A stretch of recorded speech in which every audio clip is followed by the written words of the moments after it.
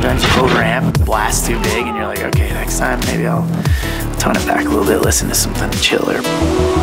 I think traveling has made me even more into music because I always have my headphones with me for every mood, feeling. Yeah, my Spotify playlist is pretty big. Snowboarding and music are two of the biggest influences in my life outside of my friends and family. There's no wrong time to listen to some music.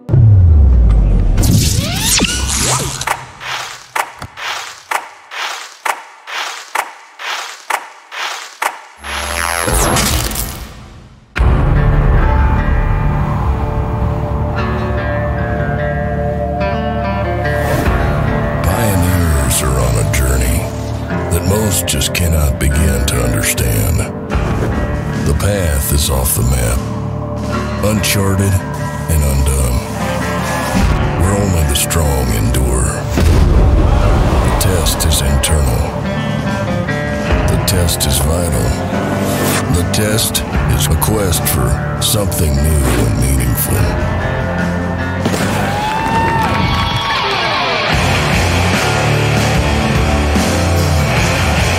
There's gold in them there hills, and it will take innovation and creativity to strike it. Believe the rush. Never give up. Grasp the glory. Trailblazing is the labor. Discovery is the prize.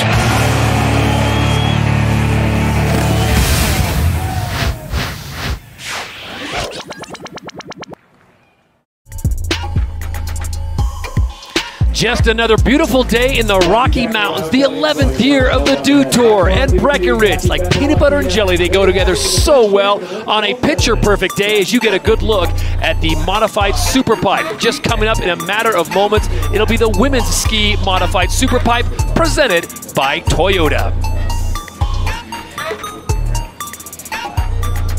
As we take in all the beauty of Mother Nature, I welcome alongside another beauty, Luke Van Valen, free ski.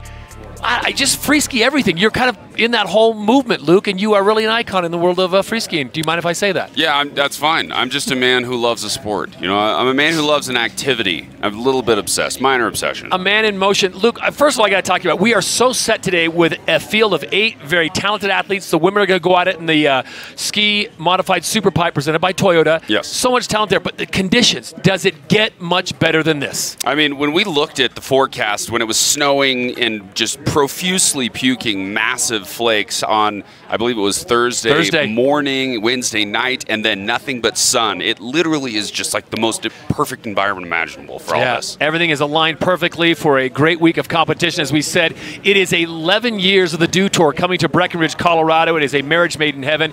Breckenridge has been so good to the Dew Tour, and the Dew Tour has been very good to Breckenridge. So I think it's going to keep rolling along for a while, as long as these top flight athletes continue to come here, and we've got a lot of them. Over 14 countries represented, 100 athletes, many of them coming off of medal performances in Pyeongchang in less than a year ago, and what a tremendous Winter Olympic Games that was. So we will be focusing today, early this morning, on the Women's Ski Modified Super Pipe. Luke, let's talk about things getting kicked off yesterday with a bang. It was a little colder, Mother Nature not providing the warmth that we have today, but what really put you into motion yesterday? What got you excited, made you hard to go to sleep last night from yesterday? Well, that's a really good question. I would say one that really filled me with excitement, for today was the really virgin voyage of this new modified super pipe, and seeing the athletes in the men's team competition dive into that and get to see a little bit of the creativity that's going to come out of that very progressive overall take. It's just unbelievable. And then, of course, the women's competition was mind-blowing. Kelly Sildaru is on a new level. I just have never quite seen anything to match her abilities and the tremendous leads that she gets right off the bat. Look at that huge right side 900, just blunted, beautiful tail. Switch right 1080 into the switch left 10. Okay, everything seems so easy for her, and her landings, watch this, boom. Not even a slight issue, 0. She's 16 years of age. She did the jumps, 3-pack of jumps, and then they split it off, didn't they, Todd? Off into the jibs after that. It's a totally almost separate competition that you average the scores between the two. And Sildaru, once again, blew the competition away. Look at that just beautiful nose butter, a casual look at how incredibly talented she is. Sweet looking K-Fed off there, and then switch 270, pretzel 450 out. That is insane. Kelly Silverou, just 16 years of age, out of Tallinn, Estonia. And there was the podium at the end of the day with chilly temperatures, but a lot of smiles on this new format. Now, Kelly Silverou having some issues, and it came here on this rail section, Luke. They're calling it a bruised knee. You've been around the sport a long time. She was not happy, of course, in the medical tent, and for good reason, because the injury that took her out of the Pyeongchang games when she was really a medal favorite there, unable to compete, and then she gets snake bitten again at the Dew Tour. Yeah, and so she's going to fall out of this competition in the Super Pipe and save herself for more events coming up in the season, but it's an open door policy now for a lot of the athletes that are coming in here. Obviously, there's still a tremendous amount of competitive intensity that's set to kick off here, Todd. And there is the start list for today's Women's Ski Modified Super Pipe presented by Toyota. Svea Irving gets the start now in that alternate position with Kelly Silverou unable to go.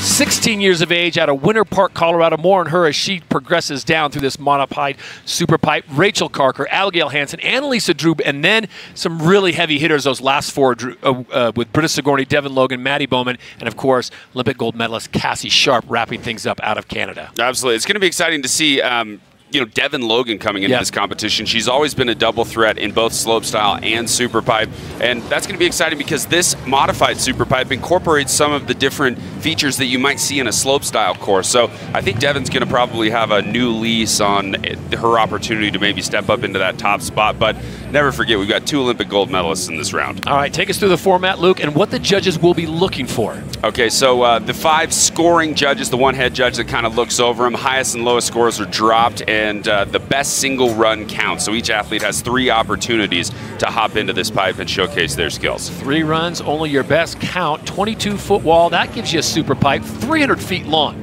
That is a monster. That's a football field. Cat paw jump and then the quarter pipe to hip landing. So there is your modified super pipe.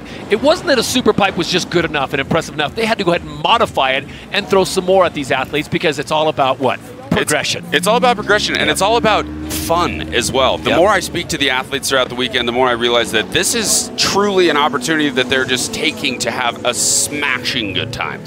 And when I think of fun, I think of the third person on our broadcast team, none other than Tina D. Tina Dixon, how are things down there at the bottom of the pipe? Oh, absolutely ideal for a competition. The skies are absolutely bluebird. There is no wind whatsoever in the speeds, and the pipe right now are really good. Now, if you take a look behind me, that's the wall of the bottom hip. I've actually never seen a feature this giant at the bottom of a half pipe, and I've stood at a lot of bottom of the half pipe. So guys, keep in mind that this is so new for the riders, and they're used to training and practicing the same run over and over again. So this is throwing a whole new wrench, and they're going to have to come up with some new things. So taking some slopestyle skills and throwing them in the half pipe, and it's all going to be about meeting transition again. These walls are so big, so if they can meet the transitions in the half pipe walls and on these hips, I mean, that could be a winning formula. All right, thank you very much, Tina D, and a warm day. We're just getting started here on a beautiful Friday in Breckenridge, Colorado. It's the Dew Tour, built by Mountain Dew. When we return, it's the Women's Ski Modified Super Pipe, presented by Toyota.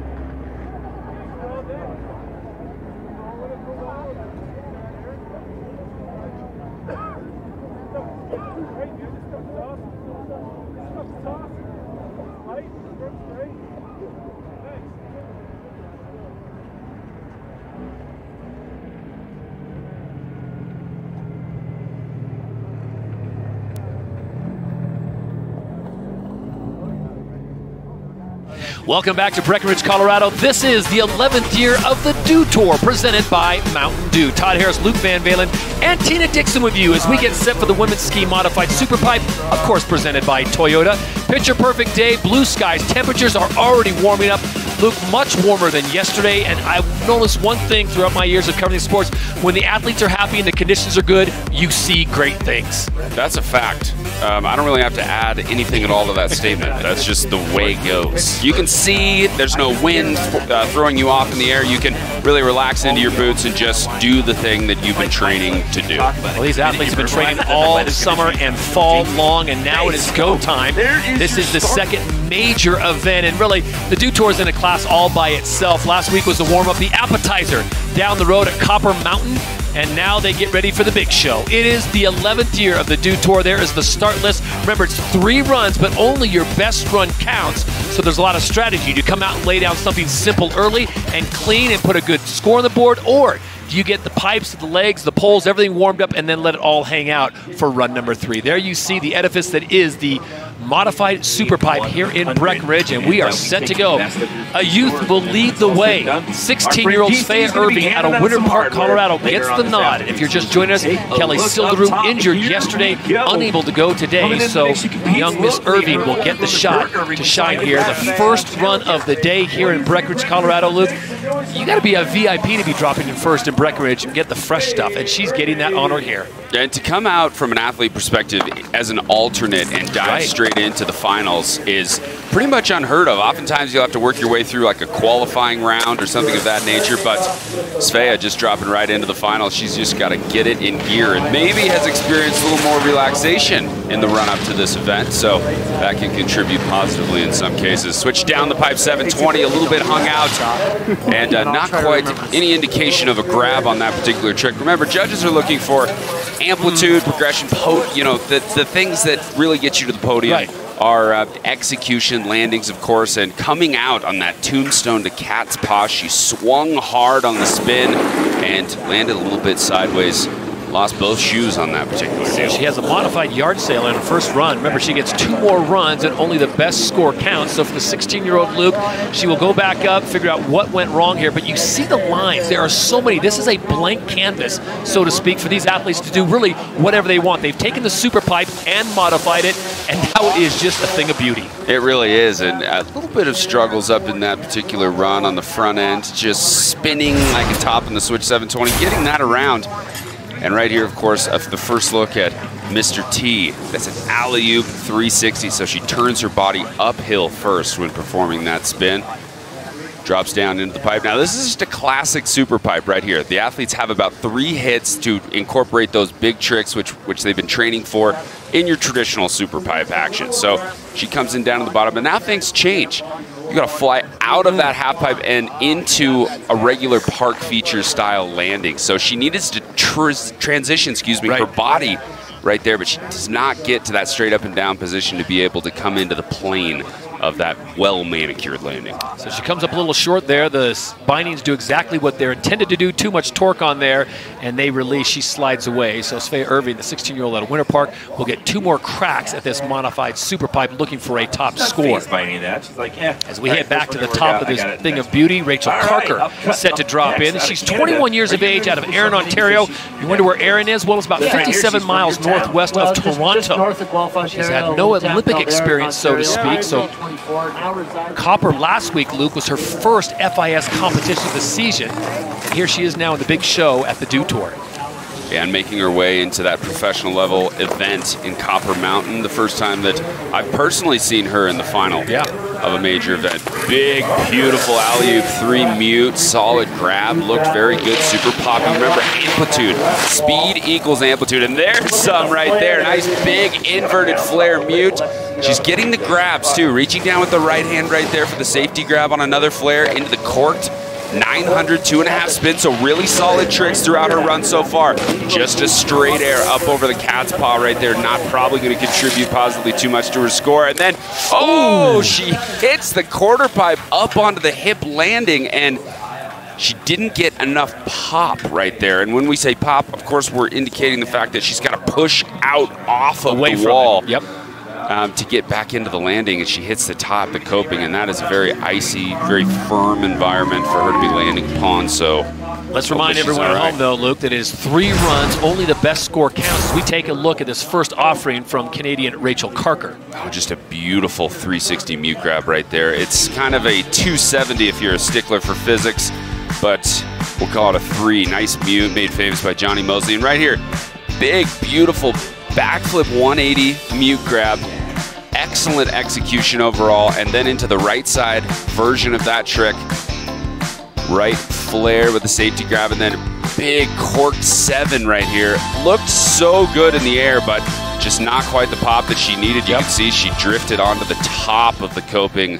That's a painful place to land. So the young Canadian will take a 26.67 with her back to the top with 2 more cracks at this modified super pipe.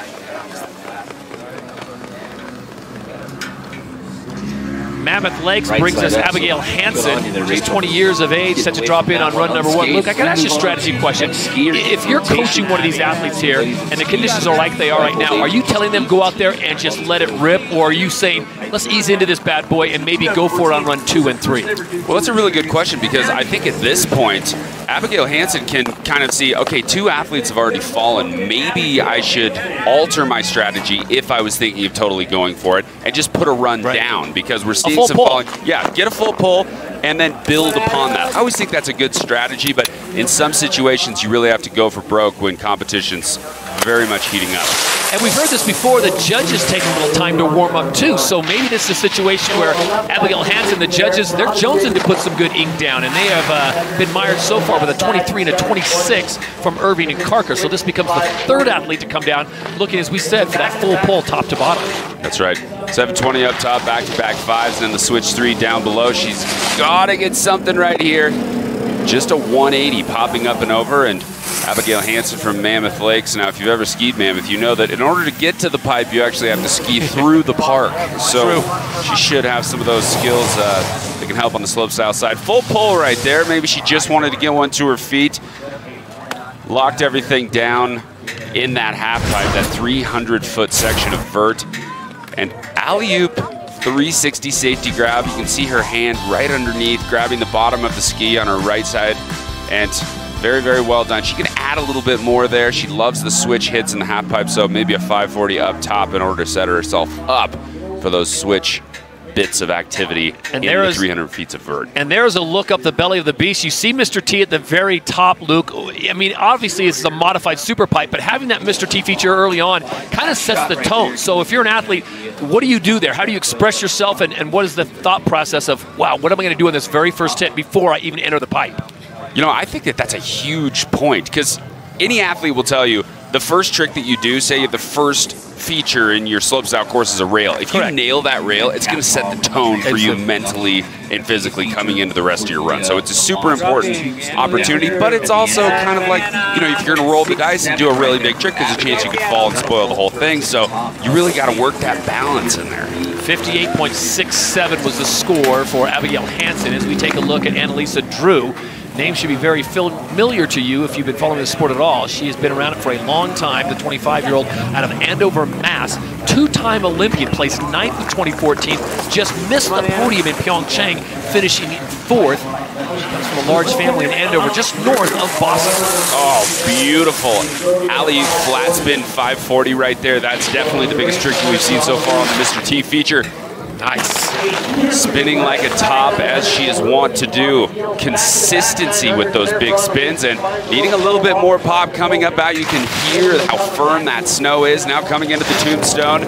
Corked 720, locks it down. Great trick so far for Annalisa Drew. Down into this bottom section, just a big straight air to finish things out, but a lot of hefty activity and difficult tricks packed into that run.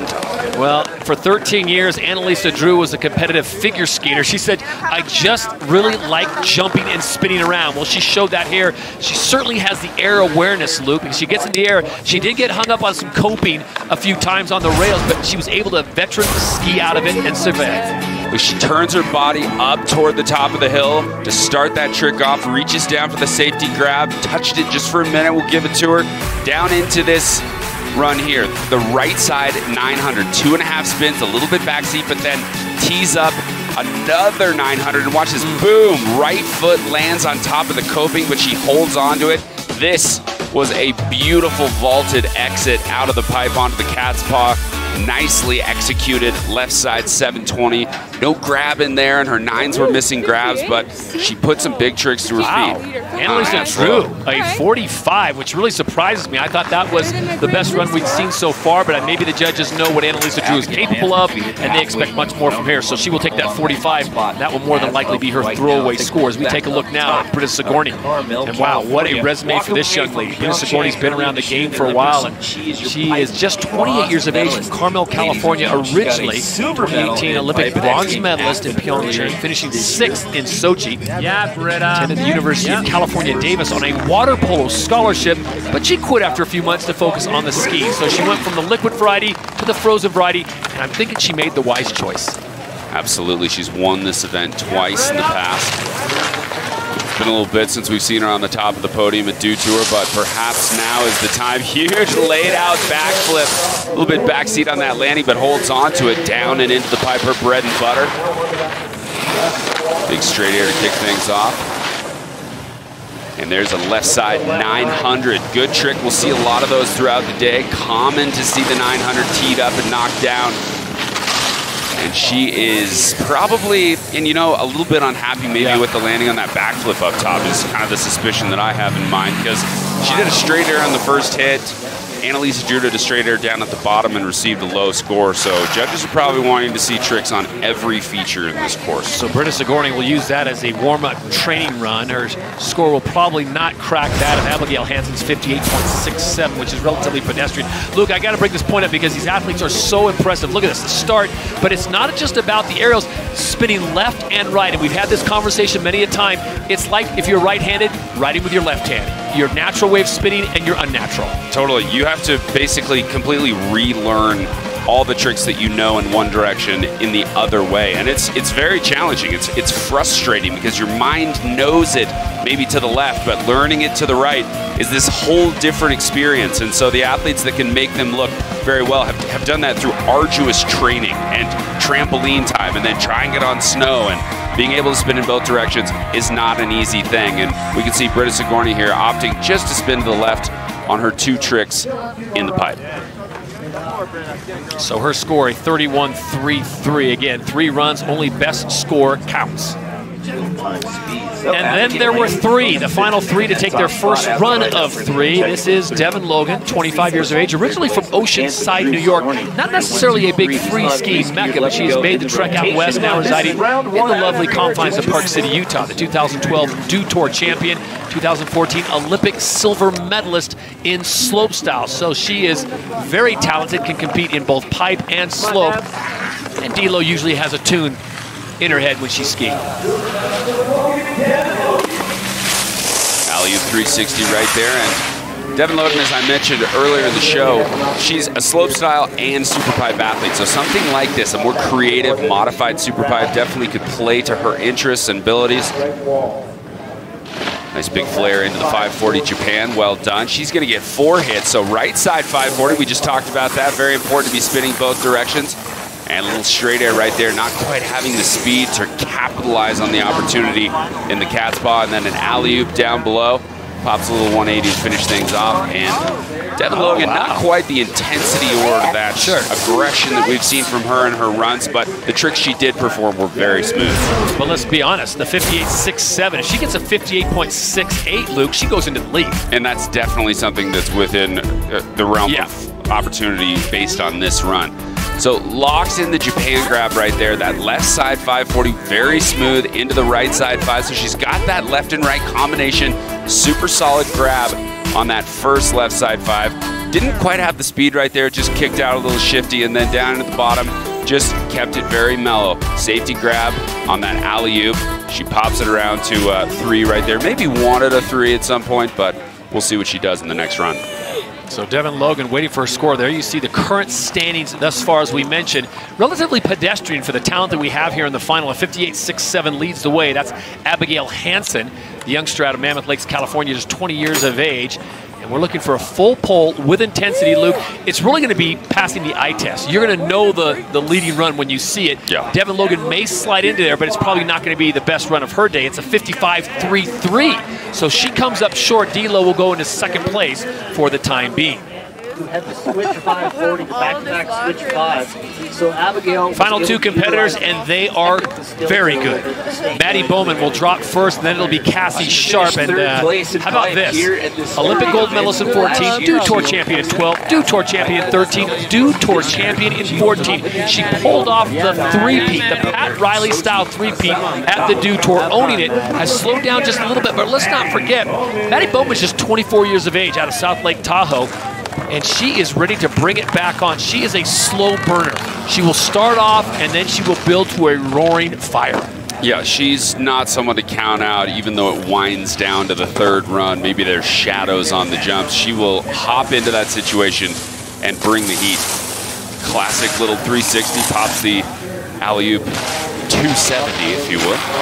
Down into the bottom, look for back-to-back 900s out of Maddie Bowman. Will she bring it right here? Oh, she's gonna go 540 tail grab, good. Remember, locking in those grabs, so important, and not all of the ladies out here in this competition are throwing in the grabs, so that's one way to get more points on the board. And she's just going to do it with one hand. She hand pulls in one hand. Oh, back-to-back hand plants. Unbelievable. I haven't seen pulls in one hand since Johnny Mosley Big Air X Games 99. There you go. Oh, you're going deep. Real deep. So Maddie Bowman, I'm going to suspect that will be a train run for her. She is Miss Progression. Now you got to think back to Pyeongchang. Bowman crashed out of the finals, falling in all three runs while attempting that back-to-back 900 loop that you talked about. That's right, and boom, there's the nice little left side 540 lead tail. Reaches back with that left hand, looking for it. Missed the grab there. Looked like she had initially knocked it down, but this time around did not quite get it. High safety, that is a lockdown. Grabbed that ski for sure. And then in this tombstone to cat's paw, another straighter. I gotta tell you, Todd, that is such a huge place within this feature, this overall course, to garner a lot of points, and not being utilized right there, particularly by Maddie Bowman. She's going for the back-to-back alley-oop hand plants, but this time, unfortunately, not quite getting the second. She gives us the parade wave, so Maddie Bowman will take that 50.67, put it in her back pocket, and hope she never sees it again. As we take a look at the beautiful modified Super Pipe presented by Toyota, what a thing of beauty. Luke, we had some stats on the Super Pipe at Copper Mountain last week, and it was amazing the amount of water, time, money that it takes to build one of these beauties. I can only imagine what the price tag goes up on a modified Super Pipe as you look at the 2018 Olympic gold medalist. This is Cassie Sharp. 26-year-old, absolutely slayed it in Copper last week. Didn't get the top spot, but you could tell she was warming things up for the big show here at the Dew Tour. The Olympic gold medalist from Pyeongchang now inside the pipe and running. Great big laid out backflip, beautifully done, and this Olympic gold medalist is coming in hot. She wants to get back on top of that podium. Nice looking left side 900, super inverted. Right side 720, teeing up a switch hit here. Whoa! Gets a little bit hung up right there, trying to get that switch corked. Looked like maybe a 720, but Luke, my untrained eyes, it looks like she did not have the speed as she was going up the walls, and she began her rotation and helicoptered right into the wall. Definitely. So an unusual situation right there for Cassie Sharp. Typically, she's going to lay down those runs without question on the reg, but this time around, taking a fall on a switch maneuver, just got a little bit hung up. Remember, the edges of these skis are razor sharp so that they can grip the very, very hard-packed snow that is necessary in order to start have a Super Pipe. Yeah, just giant backy. That is so tasty. Look at me dumped out. I mean, just a full course of backflip enjoyment right there. That was delightful. And here's this 9. Reaches back, does not lock in the tail grab right there. Typically, she'll grab that ski very well. Down into this right side 720, so spinning both directions. Beautiful stuff. And watch this. The tip of her right ski is what we're going to want to check out right there, because that hung up and kept her on the snow for longer than she had anticipated. Watch the edge of that right ski. Oh, yeah. just hangs up and totally holds her and keeps her out of the axis of desirability there. What could have been so much worse as Cassie Sharp, the Olympic gold medalist from Comox, British Columbia, slides down. Double good news for her. The best news is she's okay. She's able to ski away, heading back to the top of the modified superpipe. The other good news is she has 2 more runs to put it all down. So after 1 run in the women's competition, it is Abigail Hansen leading the way with a 58.67, Devin Logan in second, and Maddie Bowman sitting in third. So only 3 women dipping into the 50s, something I never thought I would say in this final, but that's the way it goes. The good news is, as we said, 3 runs. Luke, I get the feeling like the sun and the weather here, they're just warming up. They ought to be, yeah. I mean, I don't remember the last time that I've seen a full field of 8 athletes and them not break into the 60s on run number 1. So, very consistent thing. But look at it. I mean, the sun is just coming up. The trees are throwing a huge shadow over the entirety of the half pipe. Once things maybe open up a little bit more and that giant ball of light gets a little bit higher in the sky, I think that we might be able to see the course and the general approach feel a little bit better. And I'm just hearing that Cassie Sharp told Artina Dixon that she didn't tighten her boots enough on that first run. So the good news for her, she'll get those locked in, and she has 2 more runs to go for the Olympic gold medalist from Pyeongchang. Out of Canada, Cassie Sharp. Best news, though, is the way she slid out of that uninjured. So we wish her the best of luck on the next 2. All right, Luke, as we look to the start list again and we look to the next 2 runs, just a beautiful day here in the Rocky Mountains. What do you anticipate happening?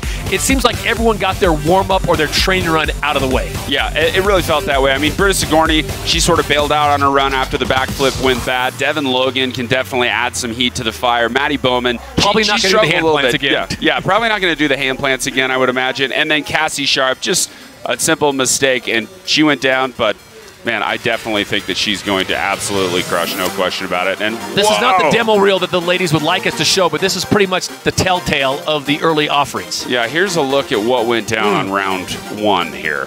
This is just an advertisement for a bottle of Advil. I mean, look at this. This really is just... And just to show what warriors they are, every single one of them got up and skied away. They really did. Regardless of the level of the yard sale. Right, that situation where you hit the top of the coping and then roll down that hard pack is rough, to say the least. So they are back for their second go at this beautiful modified superpipe, which is presented by Toyota.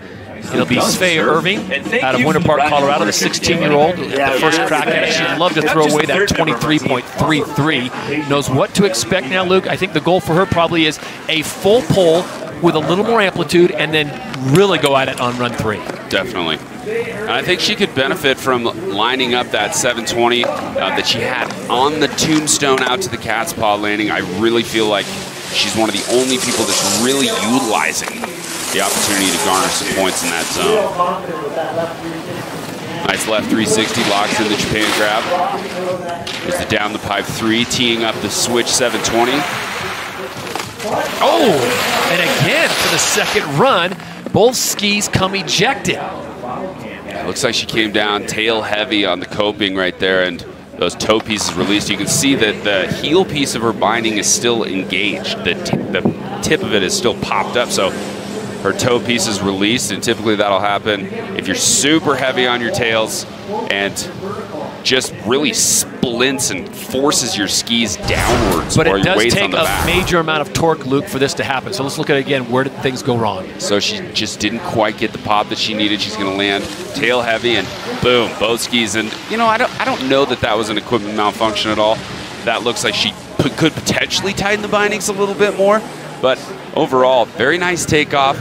Switch 540 comes around. Here's the 7 as she enters her tips back into the pipe. And watch this right ski. Oh, bam, yeah. Just immediately pops off. No question whatsoever. She's got those bindings on fairly loose. And Luke, for the folks at home that are new to skiing, it is designed to do that, to save her knees. That's right, because if you can imagine the leverage that a ski has on your knee from the tip and tail, you want that torque to not even be a part of the equation. You want that to be off and done with the second that you crash. So Miss Irving will have to look to the third and final run, hoping for a full pull. The 14.67 now becomes her throwaway score.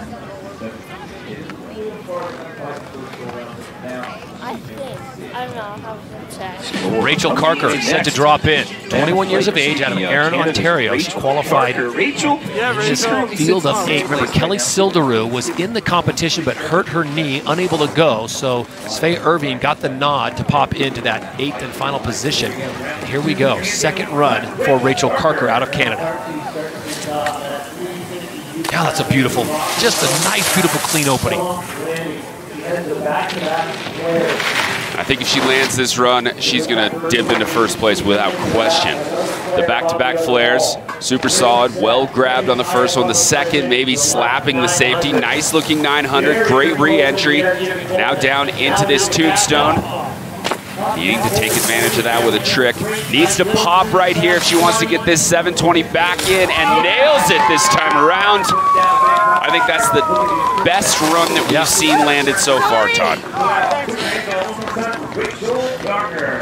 You can't tell, but there is a smile under that camouflage as Rachel Carker goes top to bottom and lands switch right in front of the judges in their front room. But I'm telling you, Luke, look at that. I feel like I'm back in 1998 at Johnny Mosley. That was a beautiful 360 mute grab. Very well done there. Great call. And it looks like she tickled the grab, maybe didn't lock in the mute grab right there. So she has an opportunity to do the same run, but improve the score in run number 3 if she just locks in her grab. So 3 solid tricks throughout the pipe section of this run, but no grabs on any of those tricks. Down here, she could do something. She just got to do something right there. I mean, that's just a straight air. She needs to bring some heat, but this nice, very solid 720 right here. Reaches down, looking for the safety grab.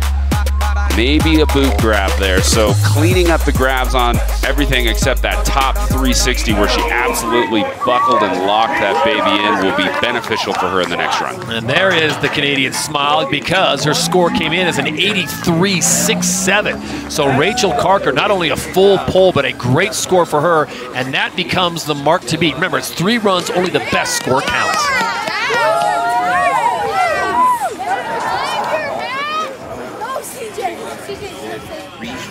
So now you wonder if the momentum that Rachel Carker just contributed to, 83.67, is going to start filtering down to the rest of the athletes. Abigail Hansen would like to think that is true. She's sitting on a 58.67, and she would love to jump on top with an 83.68, which would give her the lead. There you see the difference between Rachel Carker's score and the rest of the field.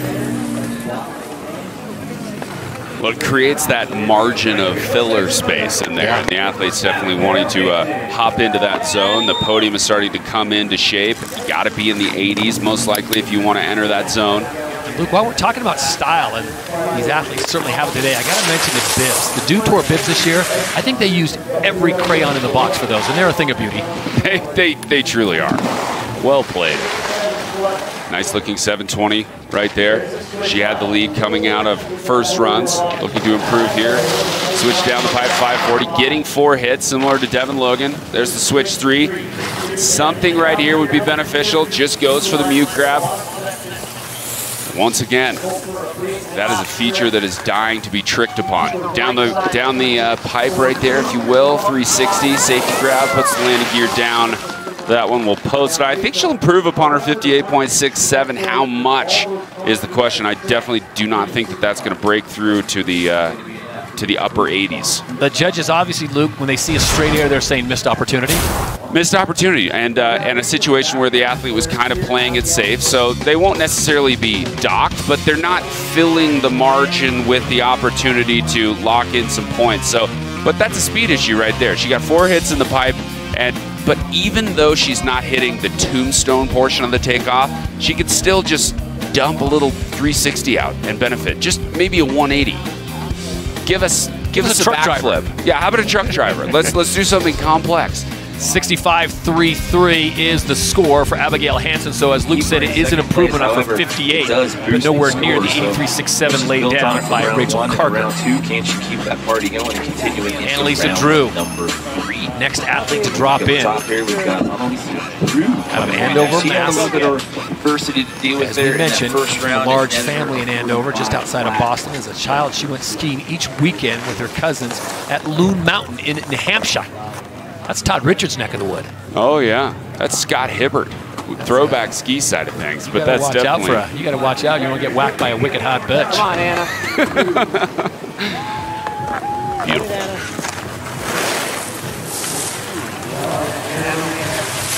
comes Annalisa Drew. Definitely the toughest trick that we're seeing up top. She does revert out of that, so the judges don't like to see reverts. She lands backwards. She needs to carry into the next feature backwards. Big right side 900 right there for Anna. There's no mistaking. She was going for that one. Binding, stay in, then she decides to, maybe it wasn't all the way in, Luke. She kicks that thing out and is going to reset it. Yeah, classic indication of a semi-pop. And so she just kicks it out and imagine when you fly out of a 22-foot half pipe and 900 rotation, you want to make sure you're fully locked. Yeah, there's no question about that. Here's the alley-oop flat spin 540. If you want to call that a 450, you would not be wrong. And then she comes around. That's the revert I was talking about. She lands switch. She should probably think about going switch into the next hit, but a revert's not really a bad choice if you're going to go right into a right side 900. So partial kick off of that left ski, and if we get another look at it, watch her left foot really clacking the coping right there with the tail of the ski. So maybe a shift in the equipment right there. Throwaway run nonetheless. So hopefully Annalisa Drew will be able to lock everything together on her third and final. So Annalisa Drew's 10 becomes her new throwaway score. She has to sit on that 45. Not something she wants to do as we take a look at Britta Sigourney, who will be the next to drop in. Young lady in Carmel, California. So currently sitting in 6th place. She had a 31 point. You know where her name comes from? The tap water? No, that would be the filter. No, it was inspired by a Swedish painter, and one of his children's name was Britta. Swedish painter. So there you go. As Much Rachel cooler. Carker leads the way, much cooler than a filter. Yeah. Rachel Carker leads the way with an 83.67. Remember the format, 3 runs, only the best score counts. There's this backflip. Sends it a little softer this time. Well played. That's going to set the tone for the rest of her run. Sigourney coming into her first wall. Nice looking straighter, very clean. Here's the cork 900. Oh, such great execution in the air, but she does touch the hip to the snow. That will be counted against her as a fall. So Luke, I'm thinking that right now you get yourself a clean run, maybe back off on the intensity or the difficulty, and you're going to get yourself somewhere in the 80s, and right now that's podium. That's podium worthy. So, and Britta, I think, was teed up to make that happen. Great big backflip. She had the cork 900, and that right side 720 on the very bottom portion of this run is something that's going to score really well additionally. So kind of just sucks the knees in, lets it hang over. Beautiful, kind of mogul style backy right there. Beautiful execution. Right into a straight air there. Then right here, she's going to put the pedal to the floor. Big corked 9. She gets the landing gear back in, but man, just a little too upright and drops the hip to the snow. Alley-ooping, she rides everything out. And down into this tombstone. Once again, that's a huge opportunity and just at least a complicated grab of some kind. And the right side 720, that's going to score very well, especially when matched with the big 900 up in the half pipe. So Britta Sigourney not doing it this time around, but whispers of what's to come that could potentially set the judges on task. And I'm sure she's whispering some words we can't put on broadcast TV because her score right now is a 49. And that is her best score so far. Not normally what we hear from Britta Sigourney. So we're down to the final 3 of the second run. And of course, Devin Logan singing and dancing as she gets ready for her second offering. 2014 Olympic silver medalist in slopestyle. And Luke, you brought up a great point. She's one of the few athletes that does double duty in both half pipe and slopestyle. With this being the modified super pipe, she's kind of got a little bit of both worlds for her. So you would think this would favor her just sans rails. Indeed. And with run number 1, she seemed a little bit laid back. She just needs to really get in there, harness some of that competitive intensity, lock in her grabs, and get the tricks that she needs to throw down. Nice looking flare right there. Does she have the grab on this 540? Reaching down for the Japan, locking it in. Good stuff on the left side 5, into the right side 5, grabbed additionally. Oh yes, there's a 540 transferring up and out, now coming in backwards to this bottom section. And Logan doing it right. Beautiful switch, alley-oop 540 right there. That's the Devin Logan we know and love. The first run wasn't necessary. I think you were right. It was a practice run. And the only thing I was saying, I'm no judge obviously, but the penultimate trick she had there when she went 540, as you pointed out, she had to revert a little bit around. Probably didn't get the whole 540 in the grocery bag. Yeah. Maybe more like a 495. Okay. But nonetheless, full pull and a thing of beauty. And I think the cleanliness of it all will vault her into a podium position. Definitely, and her grabs. I mean, reaching down right there for the safety grab on the outside of that ski. Nice big 360. And one thing that you're probably getting tired of me saying is these athletes need to be tricking on that cat's paw feature. The tombstone coming out of the half pipe. And Devin Logan was, she didn't back up from it at all. Maybe she didn't have the same amplitude as some of the other athletes, but she was definitely very, very close to their amplitude and in excess of maybe even half to 3/4 of the field. So she really put it all together in this run. Nice big left side 540. Japan reaches down with her right hand behind her right leg, grabs the left ski, and then she mirrors that trick. And this is what I'm talking about. Spinning the 540 out. Landing switch, coming in switch, not reverting at all into this switch alley-oop 5. Reaches down, sans grab, but does put that to her feet. I mean, I would not be surprised at all if we had a new leader. Well, it's definitely going to be an improvement on her 55.33, which is her first score, and the judges see it as a 71. Oh, interesting. So the judges not feeling quite the same love for D-Lo as Luke Van Valen is. A 71, though, does put her currently into second place. I loved it. Boy, what a day to come out and watch the Dew Tour. As we mentioned, it's 11th year of existence here at Breckenridge, Colorado. Match made in heaven on a picture-perfect day. As we take a look at the current standings, Rachel Carker continues to lead her second run in 83.67, and that has been it so far. The temperatures are warming up, the scores not so much, but I have a feeling the third and final runs may just do the trick. As we go back to the action with 2 more athletes to go here in run 2 of 3, this is, of course, the Women's Ski Modified Super Pipe Final presented by Toyota. There is Maddie Bowman, ready to go. We'll see if she drops the hand plants that she put in there on the first run. Have a little fun with a 50.67. So the 2014 Olympic gold medalist, 2-time Olympian, finishing 11th in Pyeongchang. Remember, she had her issues in the final in Pyeongchang. Luke in the final. We were there, we called it, but it was all about her pushing progression because she was trying to land the back-to-back 900s and just couldn't do it, and she kept going for it. And I remember you saying, if she just backs off on this, she'll probably be in the top 5 or 3. And she was like, nope, I'm going for it all, and she didn't get it. But much respect. And kind of a zoot sort of rocket grab coming off of that 360 up top. That's older parlance, of course, for a straight-legged reach down safety style grab. And coming down into this section, little bit of heat still to be desired perhaps from Maddie Bowman. Whoa, nice air in and opting, to hit it like a hip there. And strikes a post. Yes, indeed.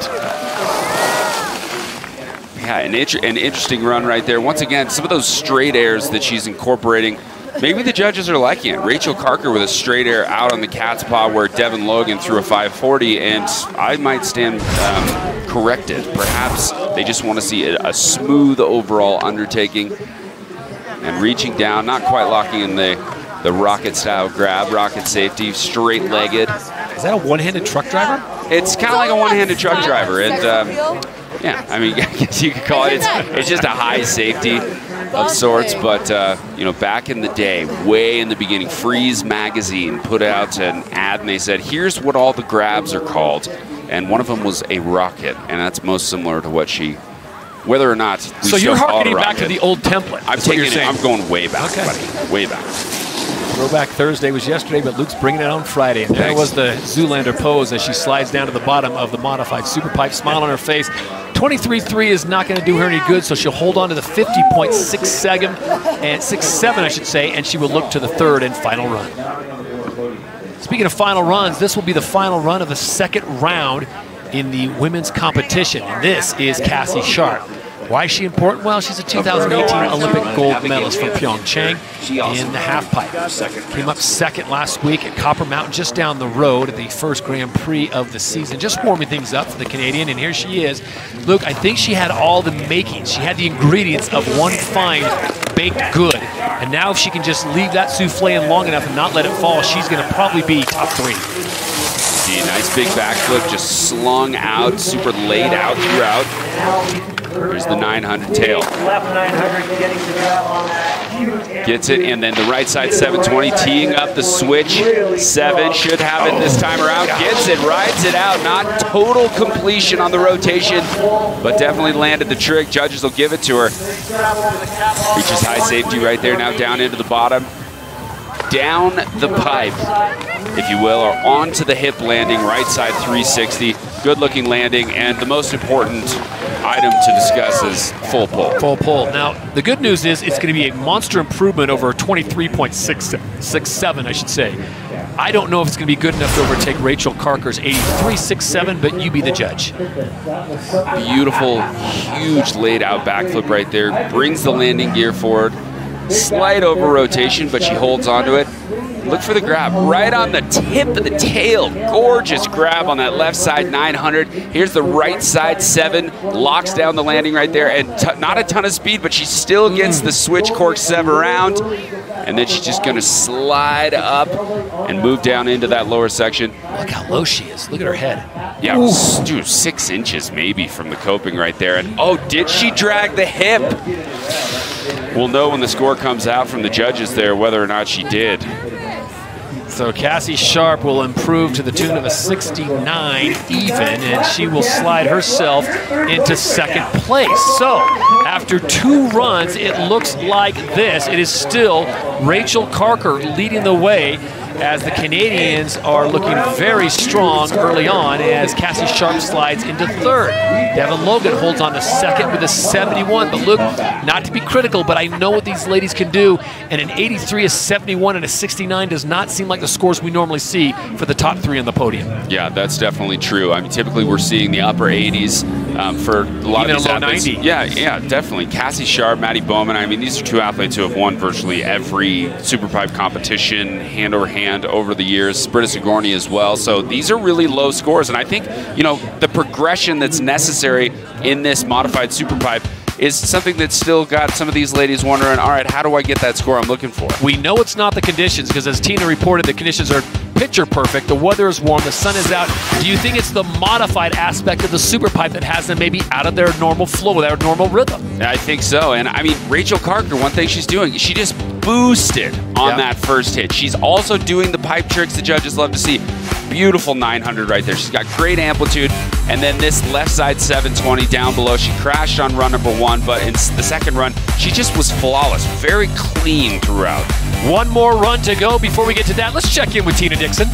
Yeah, guys, and an update on Svea Irving, who will be coming up next. She was a late addition to this event. In fact, she was on her way to practice at the Rev Tour, which is taking place over at Copper Mountain this weekend, when she got the phone call. Of course, she's not going to miss this opportunity, so she made her way over to Breckenridge, got very limited practice, but we have seen her skis come off in both runs. She said she was going to have the equipment looked at, and we'll see if that makes the difference this time around. All right, thank you very much, Tina. More from you with one more run to go as you take a look at this beautiful modified Superpipe presented by Toyota. You're watching the Dew Tour, built by Mountain Dew.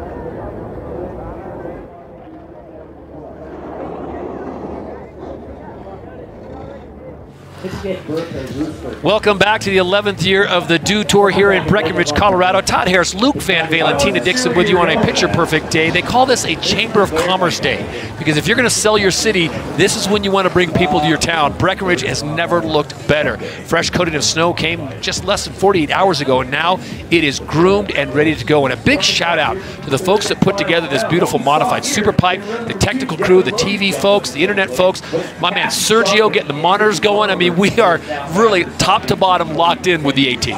Oh, yeah, there's no question about it. We got the best athletes in the world on course right now. We got Cassie Sharp, of course, coming off her Olympic win less than 12 months ago. And she's really ready to fire this thing up. All right, so 8 women will take one more run in this modified super pipe. The current standings look like this. The Canadians holding down the first and third positions with Devin Logan sitting in second place. Rachel Carker now, I'm not saying she's the dark horse, but with an 83.67, Luke, how surprised are you to see the young Canadian? Remember, just 21 years of age out of Ontario leading the way. I mean, it's definitely a surprise, but she had a super solid run. I mean, it makes sense when I look at the numbers here, Todd. Svea Irving, the last second alternate, remember, replacing Kelly Silderu, who injured her knee, dropping in. 2 runs, both times the equipment skis ejecting. So she went back up, as team reported, checked the gear, and hopefully for her she gets a full pull here. A lot of speed here early on. 16 years old, getting the call over from Copper Mountain at the Rev Tour, which is an amateur competition, to involve herself directly in Dew Tour action against the best in the world. Definitely an exciting moment just to be here competing. Nice big air up and out on the cat spot down into this bottom section. Her final hit, alley-oop, 540 gets it to her feet. Great execution right there for Miss Irving. So as Luke talked about being called over and Tina made the report coming over from Copper Mountain, which is only about 15-20 minutes away, you're basically getting called up from AAA to the show. Yeah, you're in the big show. You're in the big show. Yeah, no doubt about it. And a beautiful beginning right here, locking in that Japan grab underneath the ski on that 360. Well done. And here's the switch, 720. Certainly probably the most difficult trick in her run, thrown down with relative ease into the straight air right there. Now, she probably won't be seeing a lot of the really big scores that we're hoping to start beholding on the board, probably mostly because of the fact that she's not grabbing those skis too well on her bigger tricks, except that 360 up top, which was very clean. But let's stay positive here. 24 hours ago, she wasn't even in this competition. You're absolutely right. And she gets the call to the show from AAA ball, and here she is at Yankee Stadium. Oh, it's great to see her out here just throwing down and enjoying this beautiful sunlit day. Breckenridge, Colorado Dew Tour. No place better to be with many of her heroes, no question. A 57.33 will be her best score. So 16-year-old Svea Irving out of Winter Park gets into the big show and puts on a great final run. Pop coming off of that spine feature with the guys out here. So the woman of the hour is Rachel Carker. She put down the best score so far on run number 2, 83.67. Remember, you get 3 runs. Only your best run will count. And right now, Luke, she's got to be feeling very confident with the top score at 83 and 1 run to go. Big 3-mute once again, down into the pipe. And the one area she can improve here, she's got great tricks throughout this pipe run. She just needs to lock in those grabs. Nice big mute grab on the flare. Watch those hands. Right hand goes down to the safety grab on the second flare. Cork 900, beautifully done. The landing flawless down into the bottom section. Nice big far tail grab there. Good looking trick overall. Now down into the bottom. She had this 7. Yes, again she puts it to her feet. So early in her career, she was in the racing program. She jumped out of that quite literally into gymnastics and focusing on gymnastics and trampoline, and that has served her well. Rachel Carker, Luke, with 2 very strong pulls, one of them being the leading score with an 83.67. And once again, just basically the exact same run. Yeah, just maybe a little cleaner though. Yeah, indeed. And here's that first flare, and she did not get the grab on that trick in run number 2, which is her 87.33. Excuse me, 83.67. My bad, right there. Beautiful big flare straight to her feet. Now watch this 900. Winds that thing around, gets inverted right toward the middle of the rotation. Beautifully done. And up and out, reaching back for the far tail grab. Her left hand goes to the tail of her right ski. Boom, locks it in. If you're gonna do a grab, that's a very complex one. That's a tough grab to find back there. Here's the left side 720, gets the tails back in, and she did the same run, just as good, but locked in the grabs. I don't think there's any reason why we're not going to see an improvement here, Todd. She leads the way right now with an 83.67. Rachel Carker, top score getter so far, 21-year-old out of Ontario, Canada, and it is an improvement at 87.33. Wow. So, wow, Rachel Carker, well done. Now her day is done, and she can sit in the hot seat and see what the rest of the field can do. 6 left to go here in the third. 6 competitors now will try and swing for the fences, or in this case, swing for 87.33. That is the mark to beat. And it'll be Abigail Hansen out of Mammoth Lakes, California, that'll get the first opportunity to try and take Rachel Carker off that top spot.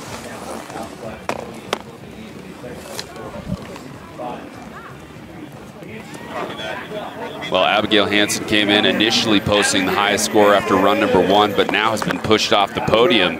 Cassie Sharp in third, Devin in second, and Rachel Carker distancing herself well beyond 16 points beyond that second place spot. So we'll see how these athletes handle this sensory overload that is the modified super pipe here in Breckenridge. Hansen with a nice looking 3, safety grab, very clean down in the pipe. 3 to 4 hits seems to be the standard. Nice looking 720 right there, lining up this switch down the pipe 540. 2 switch hits, of course, more difficult in the eyes of the judges. Skiing up that wall backwards, as you can imagine, it being 22 feet, super tough. There's the left side 360. She pops a little trick right there, exiting the pipe. And the down the pipe from pipe wall to hip landing, right side 3, landing gears down, full pull. Solid stuff, Abigail Hansen. I think that's probably better than her highest score right now, which is a 65.33. But I just don't see that popping into the 80s. It could overtake Cassie Sharp, whose score right now at 69 is not massive. But I think at the very least, Abigail will improve there. Nice 720 right there, locking in the safety grab throughout the entirety of that rotation, down into the bottom, midsection, excuse me, of that half pipe. And right here, just opting for a small 360, which adding puts a little smile on your face. You want to see an offering on the cat's paw. I want to see something in the cat's paw. That's the straight airs are becoming too routine for me. I want to see that. And it's beautiful, but a hand drag right there. So minor deductions there, but I like that she's going for it. Splendid. Third and final offering there for Abigail Hansen. It will be an improvement with a 67.33, but it'll keep her just off the podium in 4th place. As of right now, the sun is out, the pipe is a thing of beauty, and we've modified it just a little bit. New entry, new exit, as well as that super pipe sitting in the middle. Still the 22-foot walls you've come accustomed to when you come to Breckenridge and the Dew Tour, now in its 11th year. Annalisa Drew will be the next athlete to drop in. There you see the current standings. Rachel Carker of Canada has the top score with an 87.33. Kelly Sildaroo, who did qualify for the final, injured her knee. We wish her the best for a speedy recovery. Unable to go here at the Dew Tour. And there it is from top to bottom, Luke. That is a lot of opportunity, a lot of verticality. I mean, we saw Tina at the top of the show, and it looked like Tina was pulling off that Saturday afternoon hike in the Grand Canyon. It is just a cavernous thing of beauty built with snow. It really is, and there's so many opportunities for creativity within this super pipe, this modified piece of material, and the word from the athletes is it is incredibly fun.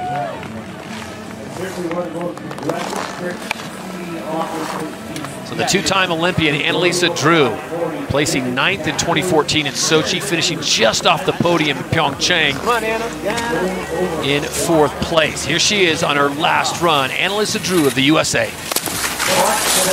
Beautiful rodeo 540 right there. Nicely done. The biggest trick in terms of difficulty that we've seen from any of the athletes on Mr. T, that feature up top. And no, goes down on the right side, 9 again. Man, Annalisa, one of my favorite athletes to watch because you never know what she's going to do. She's got so many tricks. She can spin 10s in the pipe. She can do 12 60s in the half pipe. She doesn't have the same ceiling that you might see in typical half pipe opportunities, and she crushes it. It's a shame to see her go down that right side 9. Her teammate Maddie Bowman says of Annalisa Drew, quote, "She is fearless." Unfortunately for her, that back-to-back 10s will not help her cause. She'll have to sit on the 45. Luke, look at the amplitude. Where did this go wrong? Well, she just didn't pop quite enough. You can see right when her right leg comes down, she contacts the coping. She's not back in the half pipe. So it's all the pop right there. A little too much absorption, not enough push out away from that wall in order to re-enter the half pipe. There's probably about 6 to 7 vertical feet, so you would think she'd come right back in, but the athletes have to give that a slight nudge off of the wall in order to re-enter. You saw her skis just carve a big divot out of the wall right into the cameraman's front room. As we move back to the top of the pipe, Britta Sigourney now set to drop in. Britta Sigourney definitely one that has the abilities to drop an 87.34. That's the score she would need to take the lead. So the young lady out of Carmel, California, 2018 Olympic bronze medalist. Dropping it. One more time. Britta tucking around the backflip right there. A little bit less speed than she had formerly. And she's going to switch things up a little bit. Alley-oop right there. Here comes the 900. Clean landing this time around. Solid stuff. So far, so good for Britta. Straight airing. And when compared with Rachel Carker, Rachel had a 900 and then 2 flares, and then a 900, or excuse me, a 720 down below. Britta gets it around, but barely. All right, so now it's time for judges to put pencil to paper as they have to analyze and break down exactly how they felt this whole run went down. I mean, it was definitely a good run. She's going to improve here. I like that she switched it up and went with the alley-oop Japan and then locked in the 900. No grab on that 9, but still was very charismatic throughout the entirety of the rotation. Nice straight air, and probably really could have benefited from, instead of doing a straight air on that hit, maybe another trick. Even if it was an alley-oop trick, even if it was left side. She does her big right side 720 down at the bottom. And let's watch her hands. She gets the grab, but does she touch the snow there? Yep. Yes. Hand drag with that right hand, so deductions on the landing there and in the overall execution of that doozy. And if Eagle Eye Luke Van Valen's seen it, the judges are definitely seeing it as well. Yes. Unfortunately for her, that hand drag will probably cost her a few points. Remember, the mark to beat, 87.33, and Britta Sigourney's score coming in now. It'll be an improvement, but not enough to get her onto the podium. A 68.33 for Britta.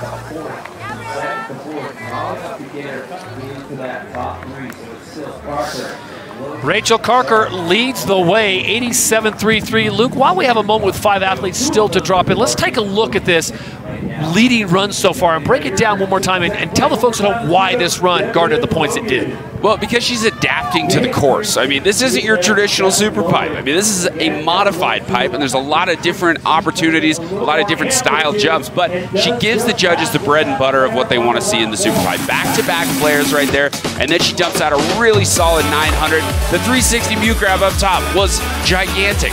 Then she carries up and over with a difficult grab right there. The far tail grab it down into the bottom, swings over the left side, 720, perfect landing. Her execution was there. The use of this very new, very progressive course was all in. She just did a wonderful job at taking advantage of the opportunities to bolster her score. She had the highest. She improved upon it. She's in the driver's seat. She just got to wait to see Cassie Sharp, Devin Logan, and of course, Maddie Bowman. There you are. What happened there? And they are down to the final 3. I stand corrected. Just 3 more athletes taking a swing at Rachel Carker's score of 87.33. It'll be Devin Logan, the first up to have a crack at it. Now, Devin Logan certainly has the skills for an 87.33. The question is, Luke, with this modified super pipe, can she put it all together? 2014 Olympic silver medalist in slopestyle is on course. Well, if she wants to pick up an additional 16 points and change, she really needs to do something big here. She's got to really throw down. There's a nice big straight air right there. Now we got to talk about Carker's run. Carker had a great big flare, huge amplitude. Devin Logan with a nice 5 right there. Here's the right side 540. So one thing she's got there that Rachel Carker did not was a big right side trick. Then out of the pipe, she swings the 5.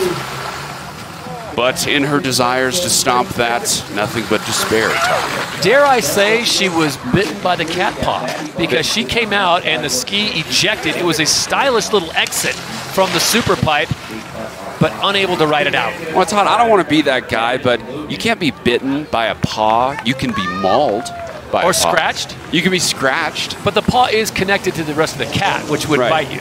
Right, yes. See where I'm going with that? The paw itself I stretched it a bit. I recognize that I stretched it a bit. Is the thing. Okay. Sure. Thanks for keeping me honest. Yeah, you betcha. Nice looking right side flare right there from D-Load. Puts it down to back-to-back 540s. Were absolutely sensational. Reaches down for the Japan grab.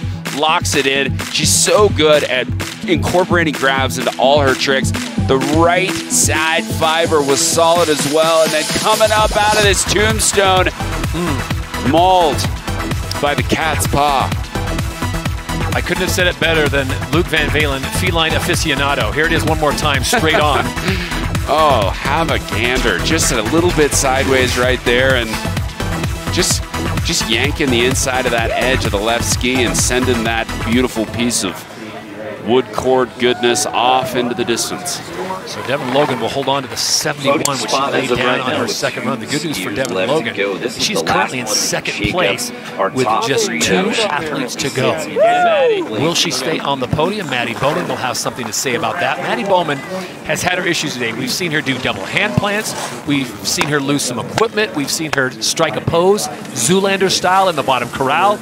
Now, can she throw all that away and lay down something better than 87.3? It's the question of the hour right now. She really needs to put it all together. She needs to bring some of those big tricks we've seen in the past to this competition. High safety on that left side 360. Nice big mute grab right there with the left hand. Coming into the left side 540. Looking for that tail grab, slows down substantially into the right side 5. Now coming into exit out of the cat's paw. Big 180. And just switching up the run a lot right here. Different strategies coming into play. And just a switch 180 right there for Maddie Bowman. And that is not going to do it. In my opinion. That, of course, unofficial at this point. Luke Nostradamus Van Valen says it will not happen. Remember, she needs better than an 87.33 to take the lead. Now, let's keep in mind, a podium would not be terrible. If she gets a 7, she's in podium position. It's important to do. Here's the straight air, reaches down, left hand, right ski. Solid mute grab right there as a setup trick into this left side 540. Reaching back for it, the tail gets it. Beautiful 5. Down into the right side 540. Here's another look at that mute grab coming into the left side 5. 1.5 spins. Tip to tip. Coming up forward, landing forward. And the right side high safety 540. Couple quick turns, looking for the 180 right there. Lands it. Solid 180 exit out of the half pipe, but she comes in at a little too much of an angle in order to maintain her speed and air up and out of that wall. Still smiles on the face of Maddie Bowman, the Olympic gold medalist from the Sochi Games. Unfortunately, Breckenridge is not her day-to-day. The 11th running of the Dew Tour here is not coming to Maddie Bowman. She'll have to hold on to that 56, which is not getting on the podium. All right, Luke Van Valen, it all comes down to this. The final athlete to drop in, it'll be Cassie Sharp, the Olympic gold medalist, the reigning champion in the half pipe from Pyeongchang. She's got 1 run to make it all right. She needs an 87.34 to take the lead and the win. Lays out a great big backflip. Rachel Parker probably takes the points there. Beautiful 900. I would say Cassie, if we're going head-to-head, takes the first 2 hits right there. Very well done. Great big flare, locks in the tail. So Cassie probably looking a little bit better on the action in the pipe compared directly with our current leader. Nice big high safety grab right there. Needs something big down here into the bottom. Down the pipe, 360. Ooh. Not really the most difficult thing and not huge on the amplitude front. Had she done that trick, humongous, it would have been big, but man, she definitely crushed it in that 300 feet of traditional half pipe. No question about it. The backflip up top and then the 360 down below. It's going to be difficult for her to overcome the likes of Rachel Carker, who was really consistently solid throughout. Looking for the tail grab on that left side 900, missing that. Come here, girlfriend. But great amplitude, back-to-back 9. So super difficult combinations being utilized in the half pipe right there. But man, you really got to just take that and put it head to head. I think that probably maybe could have beat Rachel Carker's first run, but this time around, I mean, Carker had a beautiful big 720 on that bottom feature. So will it be Canada on Canada crime, and where will Cassie Sharp jump to if she does indeed move up? She does move up, 84.67, but not enough to overtake fellow countrywoman Rachel Carker. So the most polite people in the world, the Canadians, take the top 2 spots at the Dew Tour. It is Rachel Carker winning it, and Cassie Sharp in second, Devin Logan holding on for third. Tina Dixon is down with 2 very happy Canadians. Oh, yeah. I mean, what a special moment down here to have the Olympic gold medalist. Also, congratulate Rachel. First of all, Cassie, I'm going to talk to you because that third run, that's what it took. So what did you tell yourself at the top?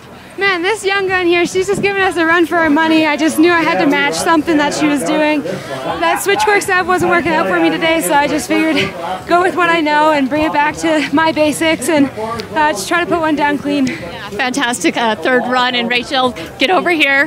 Congratulations. Your second Dew Tour, it was 12th last year. Your first win. How much does this mean? Oh, it means so much. I really didn't have very many expectations coming into today. I just wanted to land a run, try and put something together. It's a new course. It was super hard to figure out, so I'm just super happy that I could put one down, and this is pretty unbelievable. You know, you beat someone like Cassie Sharp, an Olympic gold medalist, Maddie Bowman. You actually had to sit and wait and watch to see if your score held up. What were those moments like? They were, you know what? I just really wanted them to do well. I wanted them to land a run. I really wanted Cassie to land a run. I'm super happy we get to share a podium, and like, I just look up to them, so the fact that I can match up is just a really big deal to me. Fantastic performance today. Congratulations. Thank you. Okay, Todd. Thank you very much, Tina. Rachel Carker, 21 years of age, comes to the Dew Tour and absolutely slays the Ski Modified Super Pipe presented by Toyota with an 87.33. Cassie Sharp finishing in second with that 84.67, and American Devin Logan will finish on the podium with a 71. They're perfect conditions. It took them a little while to warm up. You see those first run scores, a little pedestrian, but run 3, they really started to fire on all cylinders. But it was Rachel Carker's third and final run that did the trick. 87.33. What a performance for that youngster. 84.67 again from Cassie Sharp, the reigning Olympic gold medalist, and Devin Logan finishing in third place by way of a 71. So, Luke, we heard the ladies talk about it. It took them a while to get adjusted to the modified super pipe with everything that was thrown at them. Yeah, there's no question about it. And you can see those that adapted well. Devin Logan did so well. Super consistent throughout the day in that third place position. Cassie Sharp decided just to make it happen in that third and final run. Go with what she knows. Drop that switch cork 7. But Carker just lacing the huge 360 Mew crab right there, and then down into the half pipe. She brought those elements the judges want to see. Great amplitude, big grabs, massive tricks, back-to-back mirrored action. The left side 900, beautiful landing right there. She comes up and out of this cat's paw far tail grab right there. Tough trick to lock in. Comes up, and this was a beauty. She struggled with it on run number 1, but on the third and final, that laced left side 720 was gloriously executed. Folks, get to know Erin, Ontario, and that's where Rachel Carker is from, 57 miles northwest of Toronto. And she comes to the Rocky Mountains of Colorado to get the victory. Congratulations to Rachel Carker as she picks up the win in the Women's Ski Modified Super Pipe presented by Toyota. Like the sun, we are just getting warmed up here on a beautiful Friday at Breckenridge, Colorado in the 11th year of the Dew Tour. Still much more competition to come. We'll have much more when we return to the Rocky Mountains.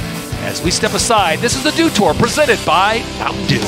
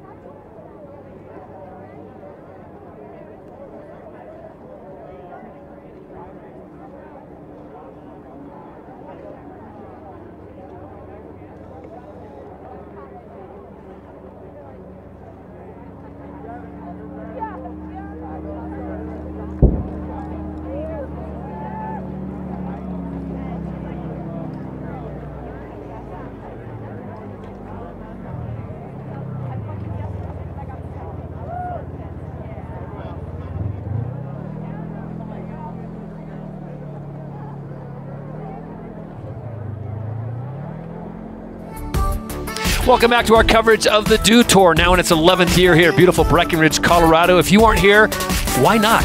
Get here. The weather is perfect. It is scheduled to be perfect. Mother Nature giving us the goods all the way through Sunday, and some of the best athletes in the world have descended on this mecca of free skiing and snowboarding.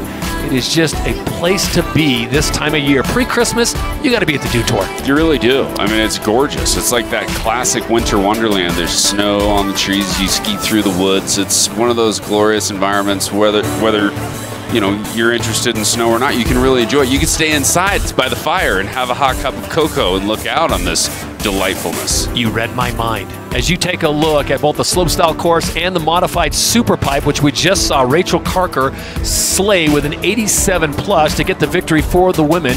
Cassie Sharp finishing in second. American Devin Logan finishing in third on the podium. Look, it took a while for them to get warmed up, and they said in the interview to Tina Dixon, you know, there was just so much thrown at us. We're used to a super pipe or a slopestyle course. We kind of got a little bit of both, minus the rails. Now have at it. Yeah, there's definitely some adjustment that has to take place in there. And, I mean, physical adjustment in the air. I mean, when you're going from a vertical takeoff and then you have to land on kind of a flatter ground, you have to change the plane of your body. So you have to do basically a totally different trick. You have to completely adjust yourself. It's really complicated. 300-foot super pipe with 22-foot walls is what the main feature is. But when you got things like Mr. T and a cat paw thrown at you, not to mention a quarter pipe and a hip, you got your hands full. Let's go. Yeah, absolutely. And it's very fun. But on the other hand, there's really not a lot of places you could train on this particular stuff. So you have to show up at practice, get there early when it's shady, and just jump right into it and listen to, you know, fun people tell you what to do. Hey, I think I could do a left side cork 7, but I need to stop about 3/4 of the way through my rotation in order to land on this particular side of the transition. Yeah, fantastic job done by the folks that put this together and the whole staff and crew here at the Dew Tour SPT, putting together a beautiful piece of work out there with a modified super pipe. I'm Todd Harris. This is Luke Van Valen. Tina Dixon will be reporting from the quarter pipe, half pipe, modified pipe. As we sit it down now for the awards taking place, our good friend DC taking us through the awards and the ladies who earned them here on this beautiful Friday morning in Breckenridge. Thank you very much, Todd Harris. Congrats to all the women. Big round of applause for all the women tackling this modified super pipe this morning. Kicking off Dew Tour here on this Friday in fashion. Well, before I bring up our podium, I have a very special guest I'd like to introduce to you, our award presenter. Coming all the way from the island of Kauai, give it up for professional surfer, Malia Manuel. Thank you, Malia, for your help out here today. And with no further ado, your podium out here for women's ski modified pipe. In third place, put your hands together for D-Lo Devin Logan.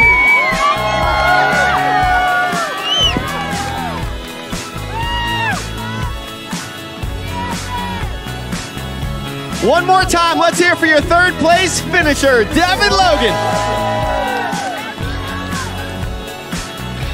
And in second place, she's your defending champion from last year. So back-to-back amazing showings out here at Breck. Let's hear it for Cassie Sharp.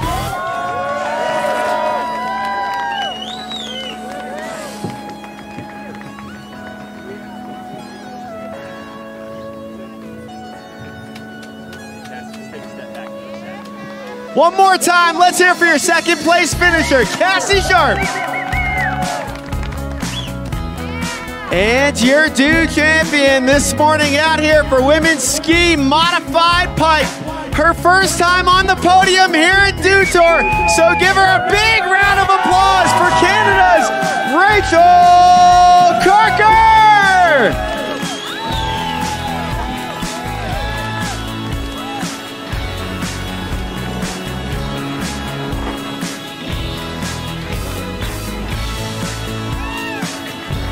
One more time, let's hear it for your champion, Rachel Carker, and your podium out here for women's ski modified pipe.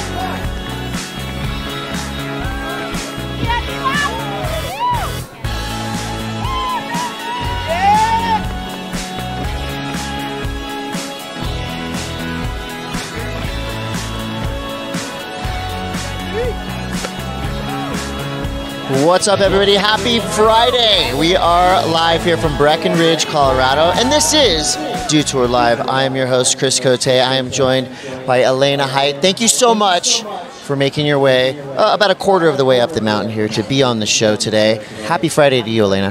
Happy Friday. Yeah, thanks for having me. It's a beautiful day out here. Absolutely. Bluebird skies, about 15, 20 degrees warmer than yesterday, so we're working our way into the weekend with so much joy, as we've already seen some medals go down this early in the morning. Yesterday was an incredible day on the mountain, and by the looks of it, today is going to continue on with that tradition. So let's just get right into the DEW Tour vibe with you before we get into the meat of this conversation regarding some sustainability points. But DEW Tour, obviously, you're a Mountain Dew athlete. This is an event near and dear to your heart. Tell us, coming into DEW Tour this year, non-Olympic qualification year, so seems like there's a little bit more looseness, a little bit more fun happening up here this year.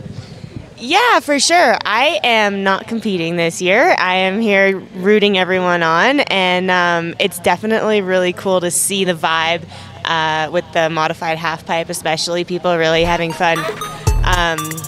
Yeah, so I have actually been spending my time in doing the mountains. Cool stuff like that. Yeah, I've been competing for 15 years, and I'm just transitioning into riding big mountains and focusing on filming, and it's been a really cool transition, and so psyched to be here on the other side of things, and you know, making my way back out into the mountains soon. Yeah, so you've actually been involved in a couple of really cool projects, not only riding for fun and, you know, getting wild way out of the realm of normalcy, but the backcountry has been your friend throughout this season. So tell us about some of your backcountry adventures you've been on already. Yeah, so we're looking at some pulls from the film I recently was a part of, Ode to Muir, with Jeremy Jones, and it really was a trek across the Sierras. We went winter camping for 9 days, and the purpose of the film was to bring awareness to climate change and environmental protection, and it was just a really cool opportunity for me to step into the big mountains and explore the backcountry, do what I love with snowboarding, but also bring a really strong message about climate change and you know, all of us doing our part, which I think really leads to this. I mean, I think climate change and sustainability go hand in hand, and we all have a responsibility and an opportunity to really do our best to protect our Earth. Absolutely. Well, you can do things like that, hike into the backcountry and film and, you know, raise awareness through your actions, but there's also simple things you can do. We have props. We have props, Lane. You brought some props. Yes. Look, we have things like this. This is from Breckenridge right here. That's a reusable water bottle. This is one thing that is so simple and so easy, and I never see you without your reusable water bottle. Yeah, you know, plastic water bottles, a lot of them get recycled, a lot of them don't. When they don't get recycled, they end up in a landfill. They never go away. So I think just being conscious of the things that you're using and where they're going to end up is all about sustainability, and water bottles are a really easy way to do that. And then, of course, the plastic bags.